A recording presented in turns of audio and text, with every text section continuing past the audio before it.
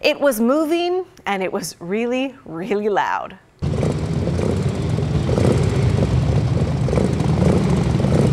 Okay, it got louder than that, I promise. A group of motorcycle riders jumped on their bikes and rode to Rooster Rock State Park for a Memorial Day rose ceremony. The bikers took off around 9 this morning from Sunnyside Little Chapel of the Chimes in Happy Valley. The general manager of the chapel said this was their way of remembering friends who were lost in battle.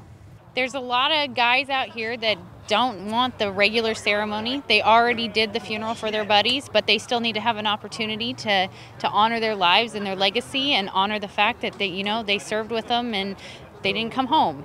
And so this was to attract that veteran, that soldier, that Marine, that airman, and encourage them to come out and let's do something impactful. Let's do something that's meaningful to you and your buddy, and let's remember their legacy.